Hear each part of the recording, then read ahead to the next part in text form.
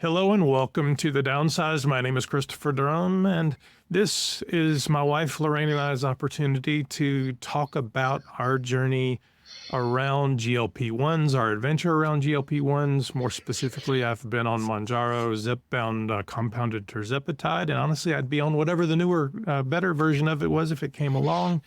Since September 29th of last year and lost right at 70 pounds. So it's been an exciting path for us. And we started doing this YouTube channel and have, over the last, few months, introduced this segment called Downsized Dish, where we bring on people to talk about their own journeys. Today, I'm excited to welcome a gentleman all the way from the bottom of the world, as we like to call it, from Australia. Introduce yourself. Hi, I'm James Newburrie. I'm a computer nerd from Melbourne, Australia.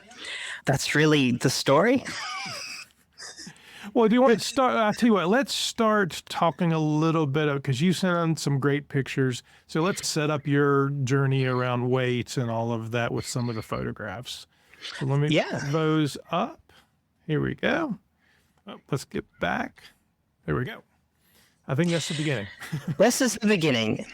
This photo would be recognizable to anybody who lived through the 1980s as the night where the photographer came to your house and took the family portraits.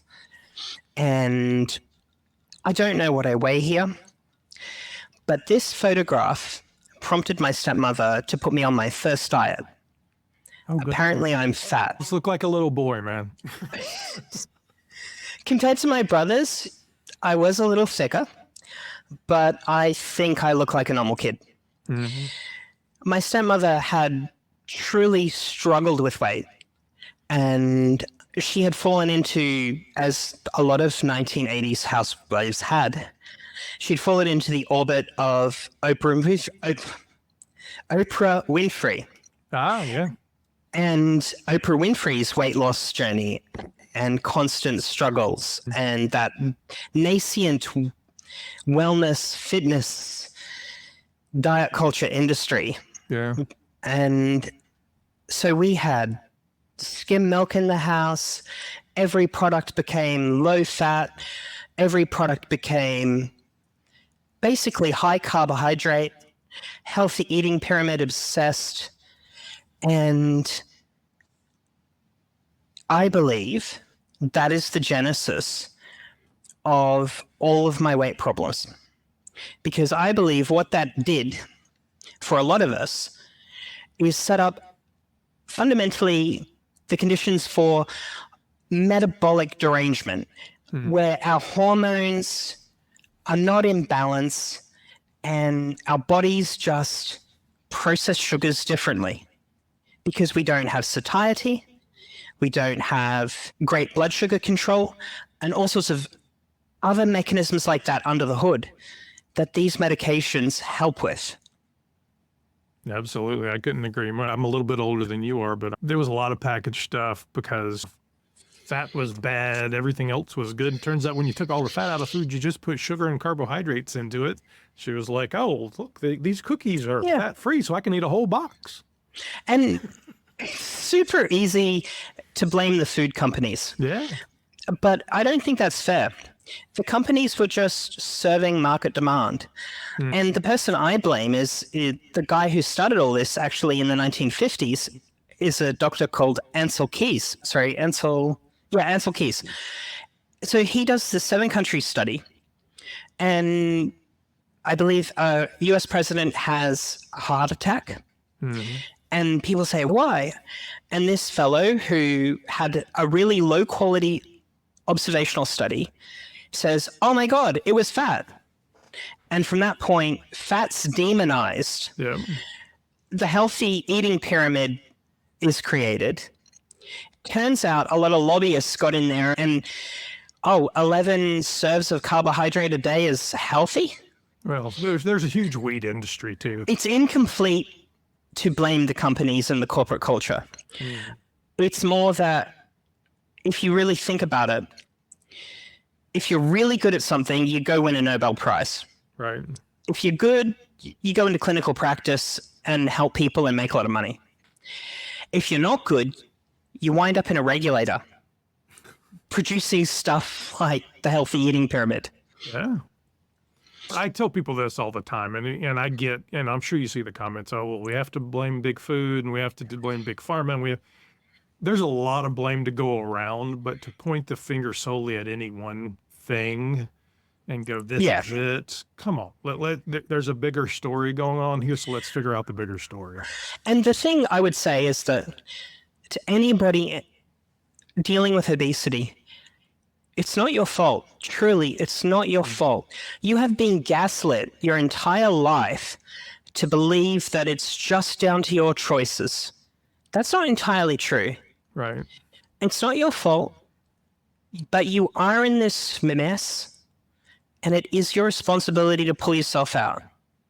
Yep. And that's a really tough thing, because diet and exercise doesn't work. If you plot the number of hours exercise per week on average and the average BMI of the average American, you see there's actually a one-to-one correlation. Exercise is super important for training your cardiovascular system, but it's not going to help you lose weight. Calories in and calories out is a fiction. Absolutely. Well, so let's talk a little bit about your journey, because I know you sent some pictures and you have had some good progress. So talk to me about your space from little boy, right, to GLP-1. How did that happen? Okay, so I really should have sent you another photo, but that's okay. Here, we're here for a second. The way it works in my world is very simple. I am constantly struggling my weight.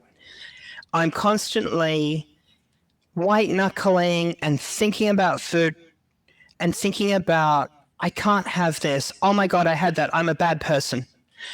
And then 2019 comes along, and my now ex-partner says, if you don't lose weight, I'm going to have to leave you because you're the same size and same age as my dad when he died. Oh. And that's the kind of thing where you go, oh my goodness. And so I went on, like I had tried 19, 20 diets up to that point. South Beach, keto, everything. And I went down to the doctor again and I said, okay, I'm going to need Duramine yet again. I'm going to go on VLCD this time. And I did nothing but VLC shakes for 14 weeks. And maybe it was 15 weeks. From that time, from the end of 2019 to April, I dropped about 35 kilos. I was 125 kilograms, about 260 pounds. And then the pandemic hit. Yeah, which was brutal for all of us, man. Yeah. And at the time, my ex-partner was working for a pharma company who was going to build a plant to make a vaccine before he knew what the vaccine was. And I was working in the telecommunications company trying to keep everybody's internet up and reconfigure the entire national network. So it was a really low stress household. There I am, lighter than I've been for years, not actually eating anything, just drinking OptiSlim. And one day I go, oh, screw this, I just need a drink. It's just too much. I just need a night of being drunk. Sure. So I pour myself a drink, and a drink leads to a pack of crisps. And then I remember that food genuinely changes my mood. Mm-hmm. And so I start comfort eating. And I comfort eat and comfort eat. Lighten everything up in there. Right. And so I'm working from home. I'm cooking really elaborate stuff. It's amazing. And I, unsurprisingly, swelled up to bigger than I'd ever been.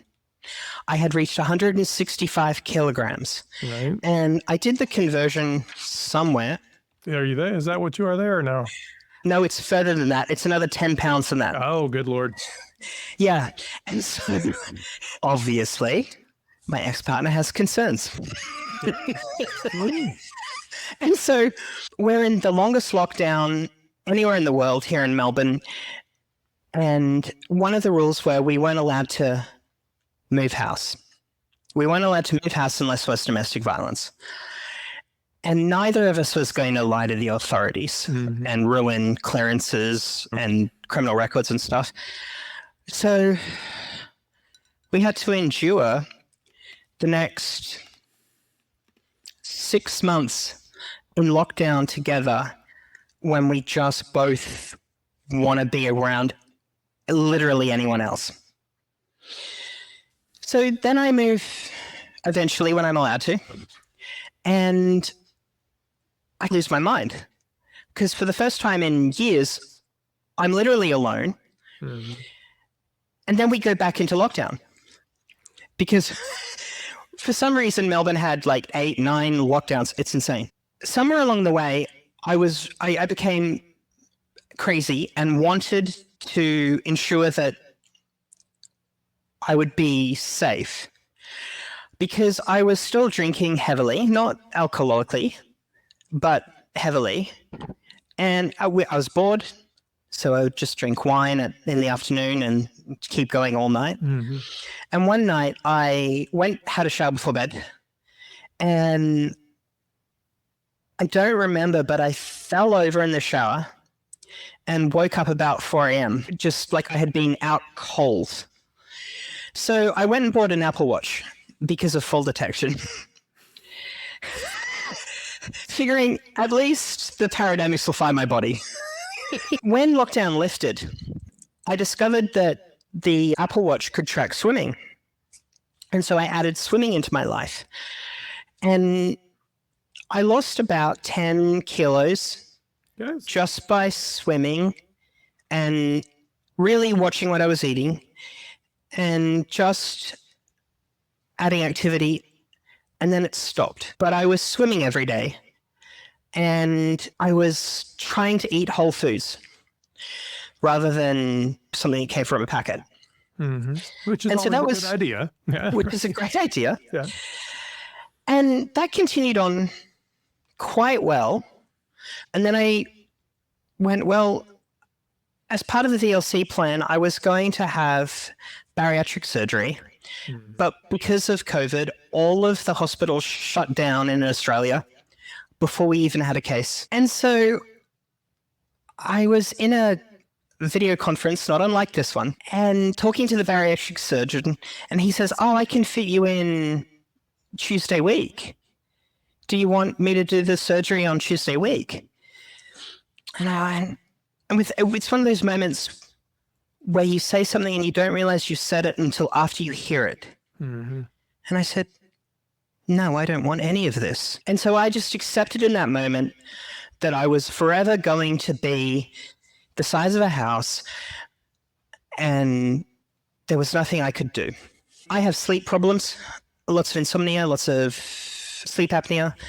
And so during that time, I was speaking to a sleep specialist and he prescribed me Ozempic. And I said, what is this stuff? And he says, it will help with your weight. Go give it a try and see what happens. So I go down to the local pharmacy and they say they're out. Eventually, about 2 months later, I get a call from the pharmacy and they're like, we've got one pen, come get it. So I go down, I get the pen and I try it and nothing happens. I'm due for the next pen and it's out again. And I go, at this point, the Kardashians are on it and the whole world is aware of Ozempic. And I'm just like, well, that really seems like the wrong way to lose weight. Once again, moralistic crap in my head. And I ignore it. A year passes, maybe 2 years pass, and I'm living my life, still swimming every day, still trying to eat whole foods. And then a friend of mine who's a weight loss researcher calls me and says, we've got this new drug that will be coming out called Trizepatide. And the data's incontrovertible. It fixes obesity. And the same sleep doctor, a few months later, just to check up on my CPAP stats, he sends me a script. He says, Trizepatide will really help. I want you to lose weight because that will shrink your tongue and all the fat deposits around your face will shrink, and that will improve and you'll have less CPAP, less sleep apnea, and you might be able to get off CPAP. So I don't think about it. I'm going to therapy for all of this insanity that's built up. And my weight loss researcher friend calls me and says, have you got Trizepatide yet? And I say, no, I haven't. I've got a script for it, but I just don't know what it is and how it works. So I do a little research. One of my goals is... Let me ask you a question about that. How many other medications were you on at the time? I was on what we call Somac here, which is a proton pump inhibitor for heartburn, and a daily multivitamin, and that was it. That's it. Yeah, I'm very healthy. That's not too bad. But either way, did you ask that question about either one of those? No, I didn't. So anyway, where the change comes is I set a goal where I'm going to read 2 books a month for the next year. And Johann Hari releases a book called Magic Pill, which is about the societal impacts of Ozempic. I've been chasing him down. I keep trying to get him on. We're too small for him, but Johann, if you want to be on, please.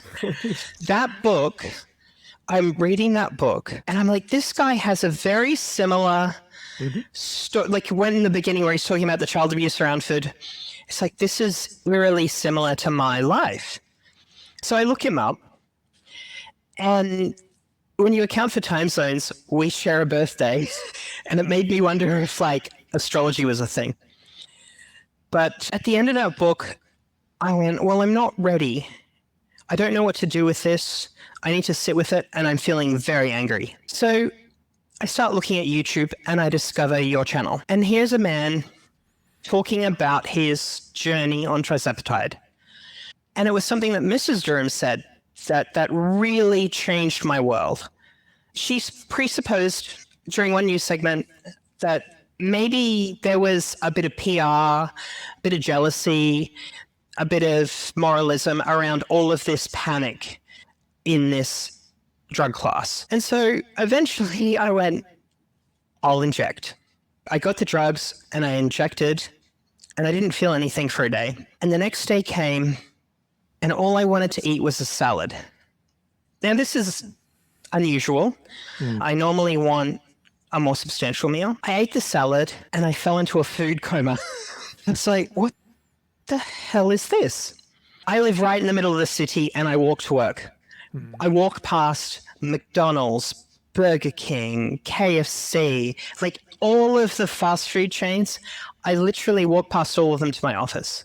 Normally, in the before times, when I'd walk past them, I would think to myself, I'm not going to have any of that. It's bad for me. It's not aligned with my goals. And I walked to work day 3 of the medication in my system, and I just didn't notice them. I didn't notice that they didn't, the thoughts weren't there. And that's when I realized it was never me. It was something under the hood that had just set me up to fail. And now there was this medication that gave me a fighting chance. Absolutely. And so did you know prior to this that there was food noise? No, I just assumed this was everyone's experience. All the people that said, and I came home that day and I cried, like literal tears, because I realized all the people all my life who had said, you're fat, it's your fault, all you need to do is eat a salad. I cried because I realized that for them, that's literally all it is.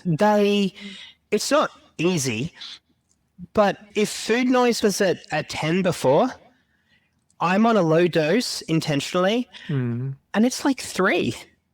Yeah. And it's like, I feel such agency over food that I've never felt before. I feel completely in charge. I mean, it just amazes me. It really does. It's the shift that we don't even know it exists. And then when it's gone, yeah, it's startling. It's like if a neighbor's car alarm was going off every day, every hour of your life, and then one day suddenly the battery ran flat. It's genuinely life-changing. But it also sets up a lot of grief and a lot of anger.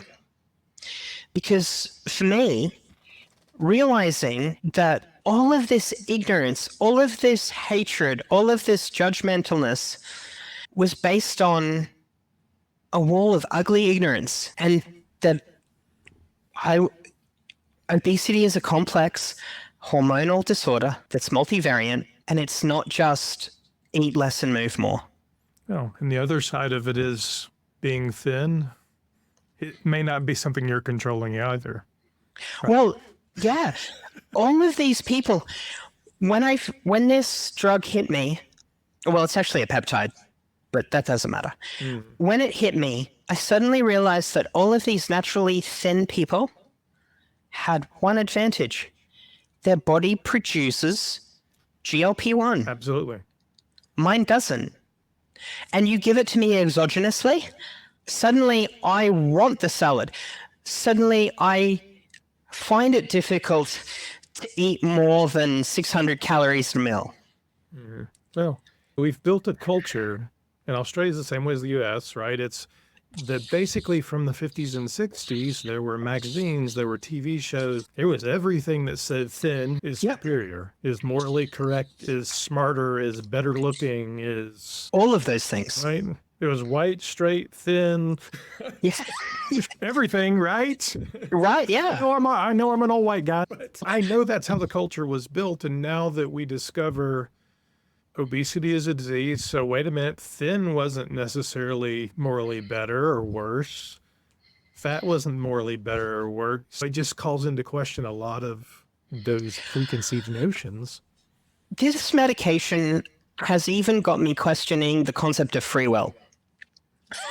Because I've always been the guy who goes out with his mates and somewhere around 10 p.m. gets the tequila shots. And a few weeks ago, I go with my mates out to the football and we watch a great game and I have 2 pints of beer and I am done. Tomorrow, one of my mates has his 64th birthday and we have what we call boozy lunch, right? Where everybody drinks 2 bottles of wine at a fancy French restaurant. And I'm really not sure how that's going to go. But I will dutifully pay my share because I want to celebrate my mate. But I'm having to relearn who I am and all these things where it's like, I love cocktails. I still do, but I only want one. I love wine. 3 glasses is fine, as opposed to 3 bottles, which is an exaggeration. And it's the US and Australia have so many things in common there. And we have such that we built it, pull ourselves up by our bootstraps, we're tough kind of mentality, that conquer the universe thing, that to realize you couldn't actually pull yourself up by your bootstraps to do this. That's not a thing. Yeah. And so I haven't really increased my activity. I was swimming on the before photo. I was swimming 1.25 kilometers a day. I'm now swimming 1.4. My goal is 2 kilometers. For your American viewers, 1.4 kilometers is 1,500 yards. Right. Every morning before sunrise. I was going to the gym at night and getting on the elliptical. These are elliptical shots. Those t-shirts are precisely the same size. I have shrunk dramatically in the space of 6 weeks. Today is my 6th shot. And for the first time, I don't have diet fatigue. I don't feel stressed by trying to white knuckle counting carbs and protein, and I'm still tracking my food. I'm still trying to hit 150 grams of protein, 38 grams of fiber. Protein, man. Yeah, that's what I'm going for. But I'm not, my relationship with food has inverted. My appetites are low, so I'm now desperately trying to eat enough to nourish my body. Right. As opposed to before, where I was trying to eat desperately so little to shrink my body. And I'm terrified, irrationally, that for some reason these drugs will be taken off the market. And so I've fallen down the rabbit hole and looked at patents. And, the guy in your chat saying, Saxenda is going generic next week. Yep. Teva is releasing it in the next few months in America. That's right. It just came out and it's not any cheaper. And Ozempic's patent on the something of November 2026. Yep. So I've tried to reassure myself that there will be GLP-1 agonists available. This stuff is not cheap.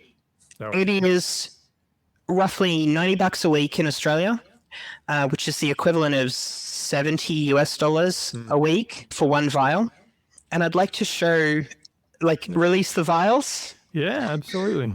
So this is the box that the vial comes in. And so you're getting it 1 week at a time? Yeah, we get one vial per week. I get 4 vials at a time from my chemist. Right. And compared to my Apple Watch. I see that. And so this is obviously compounded because we can't get it non-branded in vial. This is a month's worth. So this is 4 weeks worth. Yeah. And I think this one was, what is your dose right now? I'm on 5 milligrams. Okay. That's actually what this is. This drug has changed my life, and I'm still afraid it's a trick. Me too. Or, it's just too good to be true. The only side effect I have is fatigue, the constant food comas. I'm willing to pay that price. I inject on Friday so that, the weekend's written off, but it's not optimal. It is suboptimal. But 6 weeks in. So the side effects will continue to adjust. And if you behave the way Laraine and I have, and everybody's different, so we're not doctors, you'll become a little accustomed to it, and the side effects will adjust a little bit. And I mean, we have fatigue pretty early on. I mean, now really I have constipation a little bit, but honestly, mine's not bad at all. My digestive system was so overactive prior to that, it's normalized it, honestly. But, this is such an interesting medicine and how your body reacts differently every time you take it, how your mind thinks a little different. I mean, it's exciting. It is. It's also terrifying. It is. Who am I going to be at a normal weight? Because of my size, a lot of my romantic partners have been attracted to that. Mm-hmm. So I'm going to need a totally different dating pool, which is neither here nor there. But I'm going to have to make different jokes because what's funny when you're fat is really offensive when you're thin. There's a lot that we're not really ready for. I mean, the culture has just pushed us so much into defining ourselves as what we weigh. And when that steps aside and you have to say, who the heck am I? Yeah. I don't know. Yeah. We'll figure it out, right? Yeah. And so I'm really hyped to see where this rabbit hole goes. And as I say, the first time ever, there's no fatigue. There's no stress. Oh, there's a little stress. Nothing unreasonable. The stress is more, did I eat enough fiber today? Did I get enough vitamin A or whatever? Well, so talk a little bit about what you're eating, because that's a good bit of protein. So, I mean, what are you eating on a daily basis? So, ironically, my calorie intake has not changed dramatically. I, for a very long time, subscribed to a meal service called My Muscle Chef, which delivered to me a 1,900 calorie a day plan. These are like microwave meals. You put, I think Form would be an example in the US. I decided to get rid of that and cook myself. And I'm cooking about 1,900 calories a day. My morning begins with what you call oatmeal, but I add a scoop of protein powder to that. So there's 50 grams of protein straight away. Then I will have some chicken breast and salad, something like that for lunch. Dinner will be a steak or similar. A snack in the middle of the day will be a piece of fruit, an orange, usually. And when I go out with my friends, whatever I fancy, usually something in the steak and salad realm, because I'm in Australia and The food's always awesome. It hasn't materially changed. And the weird thing seems to be that my body just processes food differently. At the moment, I am adding creatine to my diet. And the reason is I want to protect my muscle mass jealously. And that's why I'm eating so much protein. Right. Looking at the Withings scales, I'm eating 2 grams per kilogram of lean muscle mass and in protein. And I'm adding the creatine because I want to swim faster. So I need my muscles to be protected and to, on resistance training days, get more tuned in and more dialed in. And so the past few weeks, loading creatine, watching the scales stay static or go up like 200 grams, half a pound a day, and then stay, like that's been insanity. I'm going, no, this is because I'm retaining water. I'm retaining water because I'm taking this substance. This substance will help my muscles. You've got the digital scale, right? So you're getting some of that data, right? So that's what I tell people all the time. That data, if you look at it, can tell you a lot of what's going on.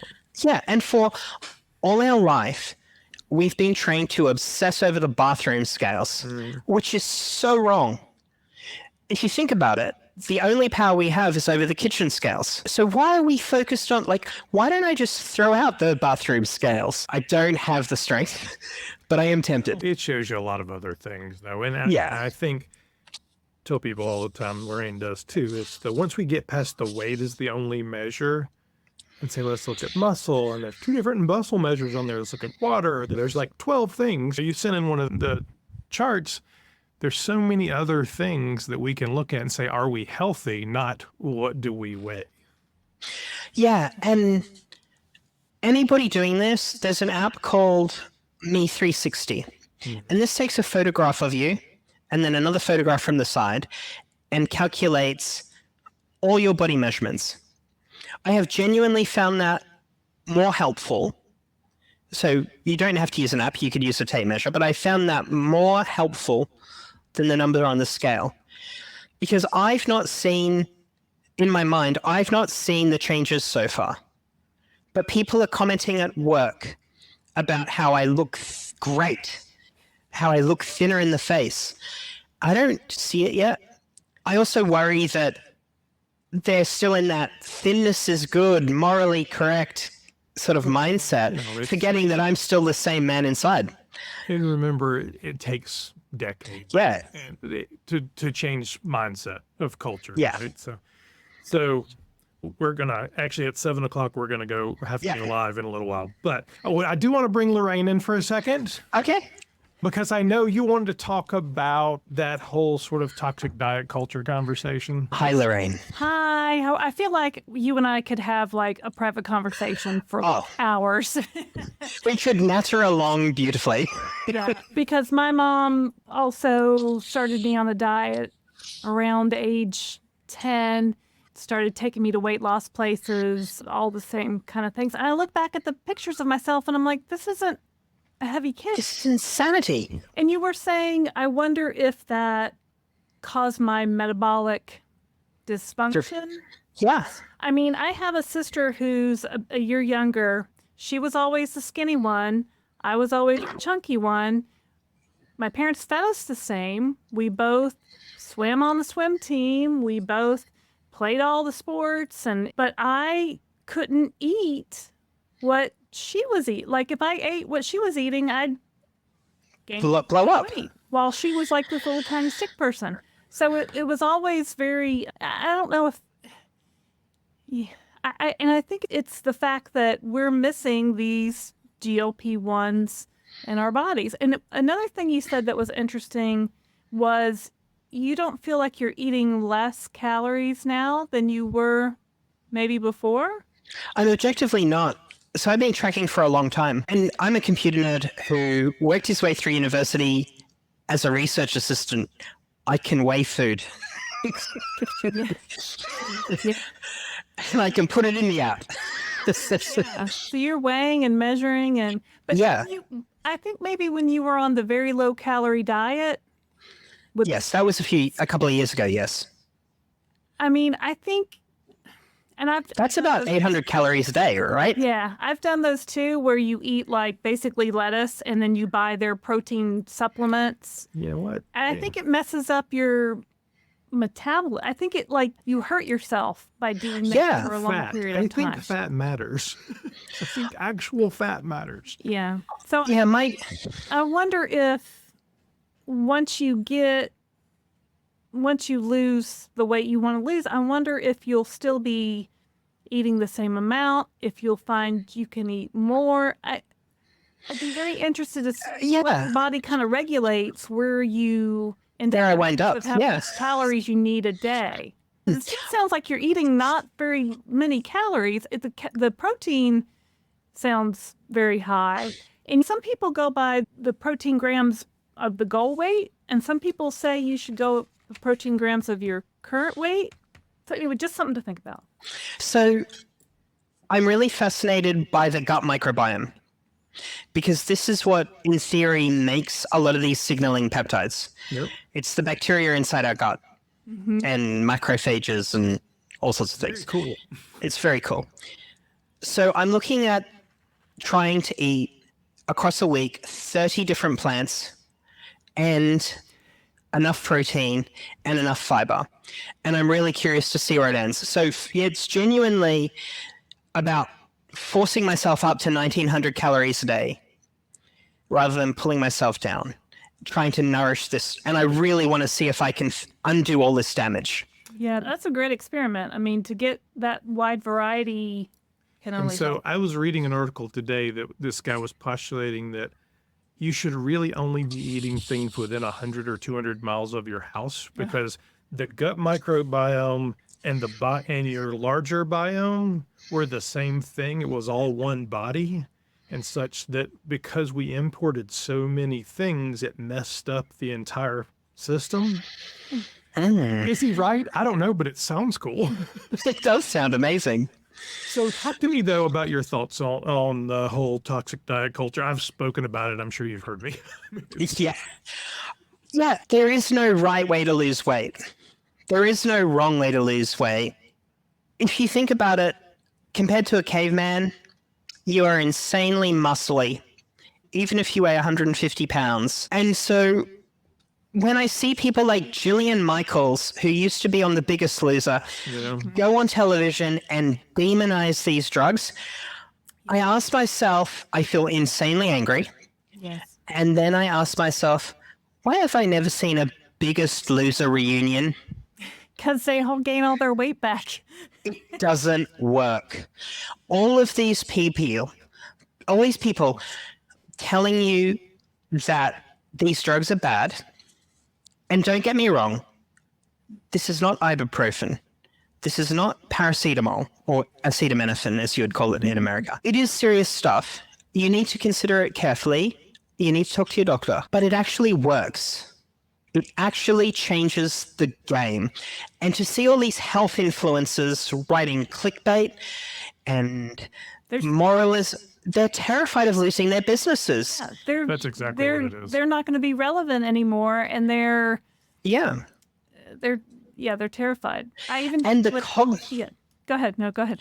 And the cognitive dissonance, where they've been the morally correct people their entire lives, that's slipping away. Well, if what defines you and makes you a better person is your weight, and it turns out you didn't even actually control that yourself, a better person. Yeah, so that's got a brain chemistry. We just have a different gut chemistry. Whatever's going on under the hood. Yeah. You add this peptide.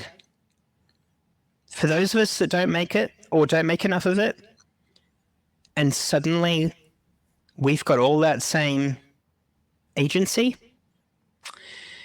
I think the education piece around what's good food, what's helpful for our system, what supports health, that's a really serious conversation. But if you're looking at an influencer out there in the audience, I want you to ask yourself, how does this person define the cause of obesity? Do they think it's about calories in and calories out? Do they think it's about eating too much? Yes. Do they think it's about gluttony and sin? Yes. Or do they think it's or do they think that it's a complex metabolic derangement caused by a bunch of hormones going crazy that can be helped with a simple peptide? It's amazing. And it's not even like you can really explain it to someone who's not experiencing it. And I feel like you're just getting started. You're getting in there. You're having great success. I mean, man, I want you to come back and check back in with us. And I will definitely. And I mean, I think it's just Let me know when you want to gonna talk be great. again. We'll set them up. I do want to warn everybody before we leave. For me, the anger was real. The anger was when these pennies dropped. The grief and the anger took a couple of weeks. Give yourself that space. Yeah. Because this is life-changing.